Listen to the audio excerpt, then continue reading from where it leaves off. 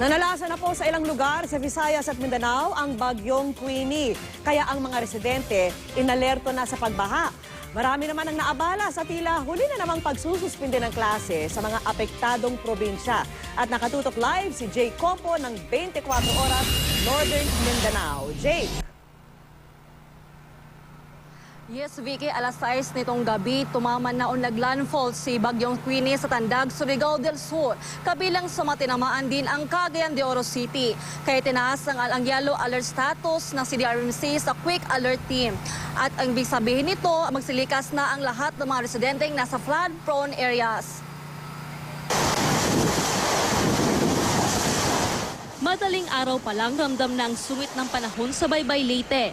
Dahil sa mga pag-ulan, tumaas ang level ng tubig sa ilog. Wala ring tigil ang ulan sa Surigao City sa Surigao del Norte.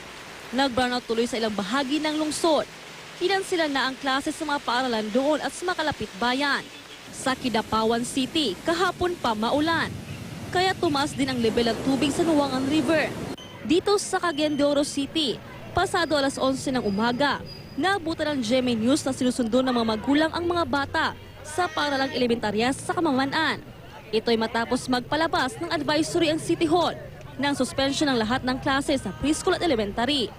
Nahuli ang suspension dahil ngayong umaga lang idiniklara ng Pag-asa na isang tropical depression ang namataang low pressure area na pumasok na sa Philippine Area of Responsibility. Nagpatawag din ang Provincial Disaster Risk Reduction Management Council ngayong tanghali para paghandaan ang posibleng epekto ng bagyo sa probinsya. Nagposisyon ng mga gamit, mga relief goods at gamot para sa lugar na madalas bahain sa Butuan City. Matapos maramdaman ang sungit ng bagyo kaninang umaga, bumahan na ang mga mababang lugar na dating sakahat palayan ay lubog sa tubig. At dahil sa signal number 1 sa maraming probinsya sa Visayas at Mindanao, hindi na pinayagang maglayag ang mga sasakyang pandagat. Mahigit 700 pasahero tuloy ang stranded sa Northern Mindanao at Central Visayas. Tulad dito mga pasahero sa Tagbilaran Port na biyahe sana papuntang Cebu at Dumaguete City.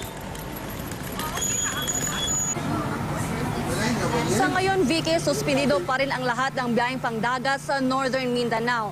At isang bagong impormasyon nga, ang Cagayan de Oro City nasa orange alert status na. Ibig sabihin, pinalilikas ang mga nasa vulnerable sectors, kagaya ng mga buntis, mga bata, mga matatanda at mga disabled person. At yan na munang latest mula dito sa Cagayan de Oro City. Jay Compo, nakatutok 24 oras.